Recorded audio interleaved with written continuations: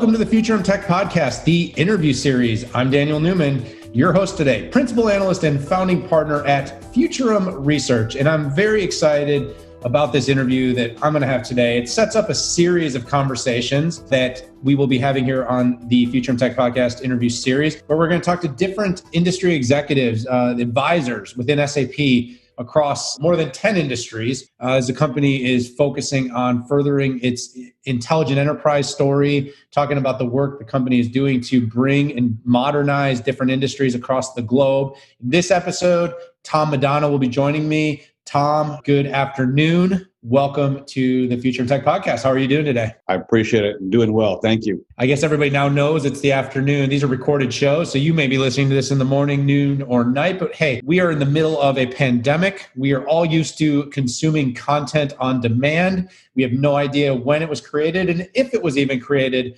in this period of time. The only thing we do know for sure is if the show happens to be in public and there's no masks, we know it was created before 2020. Anyways, but welcome aboard. It's exciting to have you. I know you're down there in Dallas. I love cars. I love automotive. You lead the automotive industry, and you are what's quote unquote called an industry executive advisor for automotive at SAP. Before I jump in and ask you some questions about what's going on in the transformation of your industry, just tell me what that means. What do you do at SAP? Sure. So I'm responsible for the North America market in regards to automotive and heavy equipment. And what we do is we're one of the frontline executives that try to go out and talk about the value proposition, how the realization of business problems can then be capitalized into a software purchase. But in reality, what we're trying to do is solve the business problem first, articulate what that benefit's going to be, and make sure it's in alignment with the executive that we're actually going with at a particular client to make sure that that's what they need before we then pull out the schematic and go down to the SKU and try to sell them a piece of software. Yeah, it's such a big industry, so many moving parts and pieces, no pun intended. Lots of opportunities for software. We're hearing tons of innovation in this space. Tom, I imagine you are getting to be in front of and part of a whole bunch of really big changes, meaningful changes, and this industry is really being reinvented right in front of our eyes. So one of the things that's interesting is that if we look at SAP 10 years or 15 years back, the three markets we basically went after were the OEMs, were the original equipment manufacturers, the suppliers, irrespective of tier of suppliers, and then the aftermarket services organizations. And so that was kind of the three. What's happened over the course of the last 5 to 10 years has been a structure where a fourth dimension's been added to this in regards to dealers and service providers. And then you start to look at what the automotive vehicle is and what is considered the next form, and whether it's a driver or a rider. And so you start talking about ICE or the combustion engine compared to looking at an EV, a electronic vehicle, or an AV in regards to autonomous. So all of those things are driving the market both up as well as broad in regards to conversations. You talk about a lot of those moving parts. When you start talking about some of those new interventions in regards to EVs and AVs, there's less parts in them. A lot of that's not moving parts. So you're talking about transition and electronic components that don't have moving parts. They're going to be solid state. So therefore, the ability to change those out and to go after complexity is going to keep the maintenance of those vehicles on the road a bit longer. The other thing that's interesting about this is that consumers are keeping their vehicles longer. So typically, a 3-year or 4-year purchase, and then you turn it back over. We see vehicles on the road 8, 10 years prior to going through and getting rid of a vehicle. So there's that. And there's also the millennials. So you start to look at the study that occurred with Oxford and some of the trends and some of the marketplaces and what people want to spend their money on. There is a big millennial structure where the new generation doesn't have the same capacity or the same want to actually physically drive. Me, I got to have my keys. I was, 14, I got my permit. 15, I was driving, and next thing you know, it's, how fast can you go and what's the next thing out?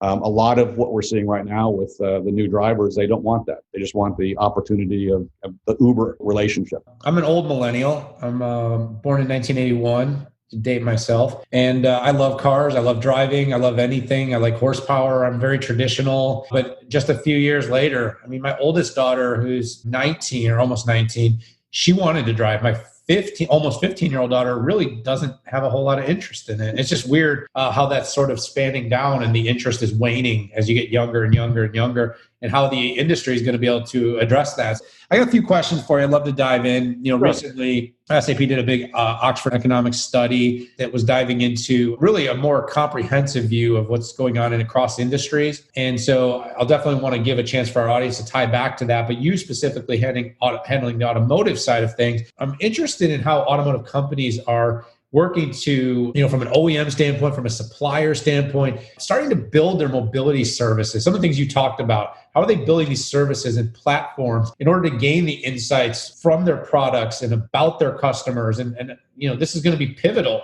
to kind of understanding the customer to evolve and deliver what the next generations and stuff that we talked about want. So what are you seeing there? What's interesting is, your vehicle today, if it's dated anywhere from 5, 8 years old and newer, has an open bus in it. Technically connect a bus, and look at that open interface and grab that data. What is that data going to tell? Data is going to tell how you drive, how you're working the engine, when the car is sitting, et cetera. Right now, most of that data is sitting in the OEMs. So it's going to be something that the OEMs are going to own. But anybody that's basically servicing the vehicle can actually plug into that. And even the insurance companies can plug into that. So you start to look at the platforms and the services. The question becomes, the new currency, out there is data. And so what can you do with that information? That information then can be turned into discounts or add-ons to things like insurance, things like where you're at in regards to location. So if you're driving down the road and the car sees you jitter or move out of line, it may then start looking for a Starbucks for you. Pumps up the Starbucks in regards to what's going on, or give you the 2 Starbucks that are out there. Your gas gauge is starting to go on. So it's going to start giving you a location of where the gas pieces are. So the mobility structure and the services that are being added on as an OEM are extremely interesting in regards to where that sits. And they own that data. So when you buy that vehicle, you're giving your rights to them to own that data and how they use that data. So what's now changing with the new mobility and the new structure? Those tier 1 suppliers and tier 2 suppliers are putting sensors on their parts. And now they're able to capture some of the same data. And they can feed that back to the OEM. So now they're selling their services and their data. The other piece of this is, what happens when the next Uberation happens with a vehicle? If your vehicle sits in your driveway 8 hours a day, what happens? Can you lease it out for 4 or 5? Someone pick it up, drive it, and bring it back? Can you get some capitalization or monetary input back to that particular vehicle while it's not being used? So part of what we're seeing right now within the ICE structure or the combustion engine and going down is the cost of ownership by mile is extremely high right now. And so the question is, that's going to continue to go down. As it goes down, how is that monetization going to occur? Is it going to occur by the customer getting that? Is it going to occur by the OEM and the data going from the car? Or is it going to be something that's going to happen with the supplier? Secondary to this is all the other things that are coming out of this. Automotive is a prime structure in regards to looking at startups. And so you start to see things like Uber, Lyft, those things are coming out. You start to see things around doing a bus rental, looking at how you're going to move things back and forth. All of those services, all of those customers are new platforms and new executions. And so there's new entrants, there's new way of doing it. Let's look at how long it takes to take a model from ignition through engineering, through production and put it out. 3 to 5 years. So some of these business models are coming in place in 3 to 4 or 5 months. So the ability to move, the ability to take what you have to expand that experience to the customer onto your product, understanding your product, understand the customer experiences are where these new models and new mobilizations are starting to be monetized. And I think that is the direction that is new, interesting. It's also where you see a lot of the money coming into the industry in regards to those new platforms. Yeah, absolutely. You make a lot of great points. And I just keep thinking about how we saw digital transformation accelerate at exponential speeds throughout the COVID-19 pandemic, how much faster companies that needed to move were able to prove that these companies were able to move. And so automotive has historically moved somewhat, I wouldn't say slowly, but it's big and expensive to move. And change is expensive. We saw when there was new regulations put into place about fuel efficiency, how much stress that put. It doesn't mean that these companies don't want to do it. It just means that being able to do it under a timeline puts a lot of pressure. Well, we saw that kind of pressure with COVID on industries like retail and to some extent automotive, but people owned cars still had to pay for them whether or not they were using them. So it was a little bit different, but less people were buying cars. And then, of course, you saw supply chains get shut down when you had manufacturing in places like Germany and the United States and Italy shut down, when Mexico, and so there was constraints, and now trying to catch up on that demand. So a lot of things going on there. And I think that open bus thing you mentioned is really interesting too, because I always think about, I know Progressive Insurance does things like that snapshot, and you see some of these different data collect. Boy, doesn't that just take all the fun out of it? And I do know in the future that for insurance sake, yes, they're going to need to be able to track that to get precision. And if you don't want that data, you're probably going to pay a lot more. It's like getting life insurance without a screening, right? And because that data is available. So it's going to get really interesting how much data is going to be able to help industries progress. And then it does go down to the end, right? I remember at Mobile World Congress testing out and seeing some of these, whether it's getting your parking spot off of your ADAS or your system, your navigation system, or like you said, being able to say, hey, I'm hungry, I want to go eat. And right now we do everything on the smartphone, but how could the car be intertwined with the data on our mobile devices to be able to perhaps suggest to us a favorite location to go eat, and maybe even offer us a special to stop now, right? Yep. So that you can get us to take action and you can start to convert every bit of data. So that is interesting. I want to flip the conversation and talk a little bit about the inside of the automotive industry, right? It's an old industry, but data can be used equally on the insides of these companies, enhancing human capital, bringing better talent to the industry, tech like SAP. The industry has sort of become a monopoly of some of the world's best talent. I sometimes wonder how much faster we could solve some of the global dilemmas if our best talent wasn't building social media engines and instead was in biofarm or automotive. But that's where the money is. There's a lot of excitement in this industry. So the technology you're selling, developing, building at SAP is also being used to drive human capital. Talk about how that's being impactful across the automotive space today. Sure. So let me take that example and lead into that question. What happened with the smartphone? The smartphone, typically, the number of apps people have on the smartphone today have basically antiquated 10, 15, 20 different things you actually are using. You don't carry flashlights anymore.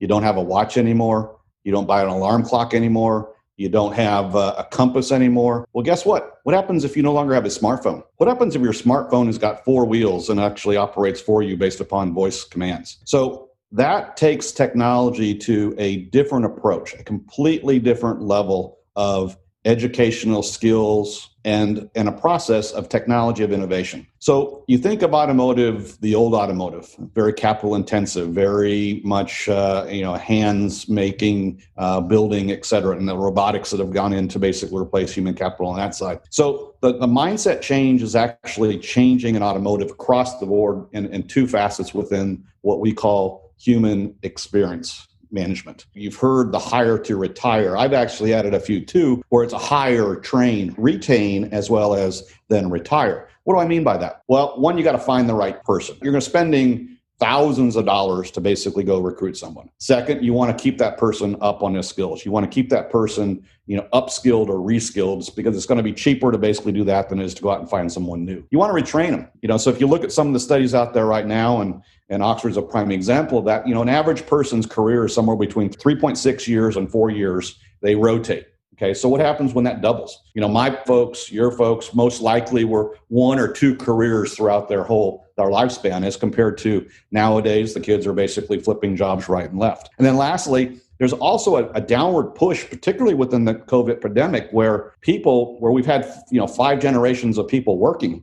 Well, what happens when that 4th generation and 5th generation decides they've had enough? They want to move on. They want to retire. They're being forced out. And we're moving down from a 5 generation to a 4 generation or a 3 generation. So what happens with all that skill, all that mind drain? So part of what we're seeing with human capital is, 1, making sure that the average employee, his morale, his experiences are good. 2, tracking where that demographic is within your organization in regards to how, who, what, and where they're being used. And 3, what's the succession planning for that particular individual if that particular individual was leaving? Secondarily, as we talked in the first set of questions in regards to this mobility platform and all the technology go with it, people are going to need new skills. One thing I say to a lot of my mentees and even my kids, there's 2 things that happen in life as far as learning goes. Either you continue to learn until you die, or you continue to learn until you go, and basically become irrelevant. So your point is either continuing to learn and continue to advance in your careers, and then be happy with where you're working and track that and be able to gauge where that may go or not. And automotive has been slow to this. So it's been an interesting situation where we're the biggest, we're the best, we're automotive, we don't have to worry, people will always come to work for us. Well, that's different than Silicon Valley. That's different than the technology organizations because they have people drilling to work there because it's new, it's cool. So part of moving into this new piece is making sure that you're also upskilling those systems and those processes to make sure the people you're actually going out and hiring are the people you want to keep, the people you're going to want to retrain, and that they're getting a good experience by staying with your organization. Yeah, you make a lot of great points there. I can't even begin to scratch the surface on how much I've been talking about reskilling. We haven't talked much, Tom, but my listeners out there probably know, I've written 7 books. My last book was called Human Machine. The book before that was called Future Proof. And so I've been spending a lot of time focused on these very topics, both how do businesses and individuals. And there's an interdependence there. A business cannot future-proof without future-proofing its people. A business also cannot proceed without a certain balance of adopting the most modern technologies, things like AI and automation that are certainly going to change business. But that doesn't mean you're going to eliminate the human component of a business. It means you need to up-level. You need to move people away from mundane tasks, Before gaslighting was a term that we used politically, there was actually a job. There was gaslighters, people, that went around town and lit the gas lamps in their cities. And the point is when electricity came, those jobs became obsolete. But those people didn't just stop. And to your point, you didn't stop learning. You had to find something new. And so now the biggest difference is, industrial people that have maybe more limited technology skills are going to have to gain stronger technology skills. And I look at the tech industry as really a beacon of hope for being the companies that really upskill and uptrain and up-level people. But it's going to happen in every industry. Automotive will, of course, be one of them. So I have one more question for you. And Tom, I really appreciate the time. I've enjoyed having SAP, and I appreciate SAP for being a partner in these podcasts. It's great to talk about, automotive, just all these industries. I think people, a lot of times they work in an industry and you hear about digital transformation, but maybe you're in automotive, maybe you're in manufacturing, maybe you're in finance. You kind of wonder, how does this impact me?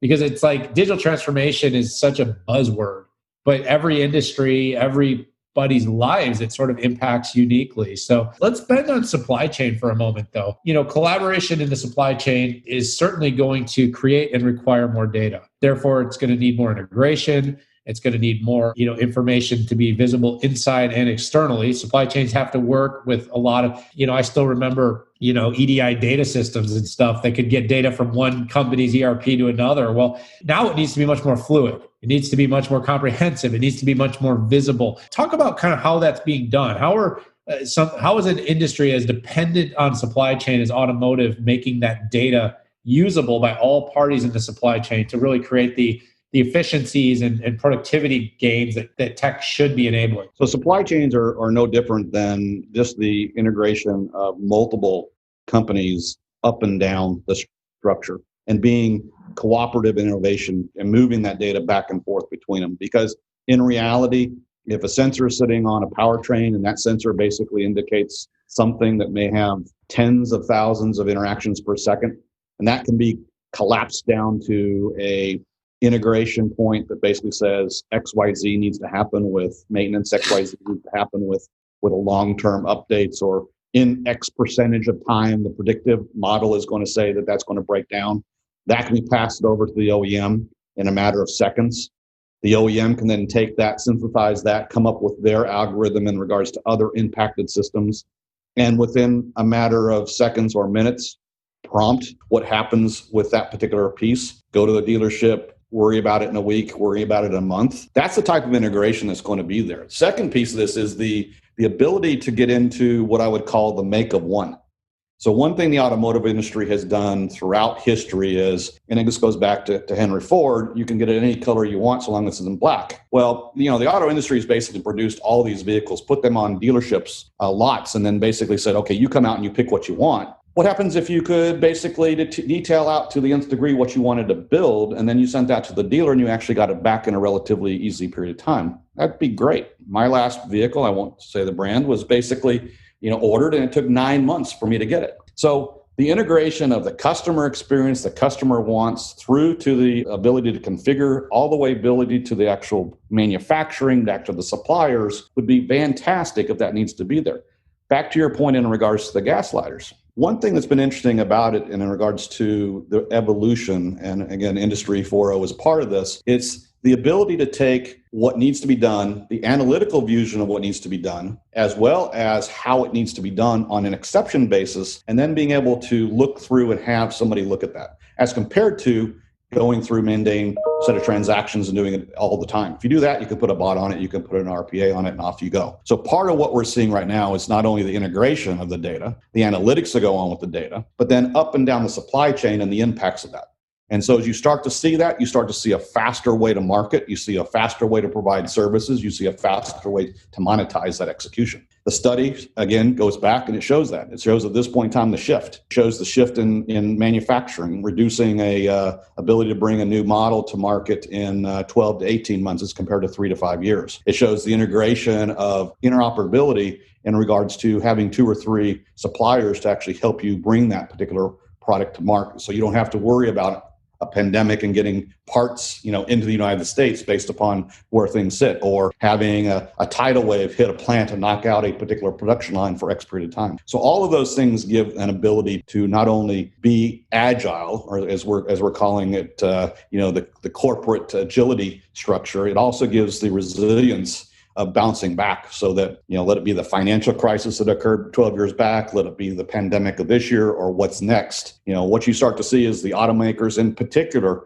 did a lot of good things after the financial crunch. So a lot of the impacts, and one thing you did point out earlier was, people stopped buying cars. Actually, they didn't. There was actually an uptick in April. There was more cars sold in April than there had been sold in the previous April. 2 reasons. One, you had a lot of people who weren't spending money driving. You had a lot of people who were not spending money going out to eat, et cetera, had built up capital and wanted to change out their vehicle. So they could afford it and did go out and buy. Okay. Then there was a downturn. So you start to see these inflection points in regards to how certain things are going to play out, and based upon the economic or environmental impacts that go with it. The supply chain has to react accordingly. Yeah, and I bought a car during the pandemic, so I'll laugh, Tom, but I'd been traveling so much that by weekend time, I didn't have the energy to go car shopping. So it was like I finally was home for like weeks at a time, and I was like looking for something to do. And so it was like, I went out and did it. But I think overall, again, it was kind of the whole supply chain got disrupted. But there was certainly a period of time where some excess capital flowed in. I mean, it's been a very weird economic set of circumstances, and automotive was no different. Stimulus money came in. Some people probably took that and went and bought a car or a down payment. There's a lot of different things that ended up driving the industry. There's still a big affinity for vehicles. I do know what we talked about early on. The younger generation's affinity is different than mine, which is probably different than yours. And in case you're, since you're not actually watching this, Tom might be a little older than me. I've already disclosed my age. He can choose to or not to. But the point is that, we've seen the way people's passions for vehicles, and maybe one of us, maybe it was a Camaro. One of us, maybe it was a 911, and one of us maybe, like my kids, maybe it's a Tesla that they think is the super cool car of the future. And the point is that still that affinity still exists. So it's a really interesting industry. I don't see it going away either. As a futurist, I see it changing. I see people's utilization changing. I see the ADAS and the full autonomy will come, no doubt about it. But I still think driving at some point then will become an experience. Some people just love to drive. So I said someday it'll become a novelty to go out and drive, to physically drive a combustion engine. It'll be like Total Recall. So anyways, but I got to wrap up here. It was a great discussion with you. You heard us a few times throughout the conversation refer to the Oxford Economics report. And there was a lot of really interesting data in that report. We really only scratched the surface here. So in the show notes to the podcast here, I'd love for you to go down and click on that link and download that report. I promise you there's a ton to learn. You can learn a lot more about the Interconnected Automaker.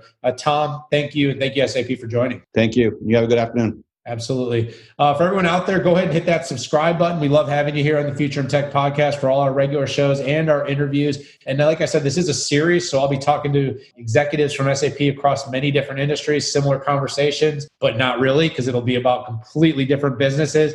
So like I said, hit that subscribe, socialize this if you like what you hear. Check out the Oxford report that I've mentioned now 3 or 4 times. But for now, I got to go. I got to say goodbye. Thank you very much. See you later. Bye.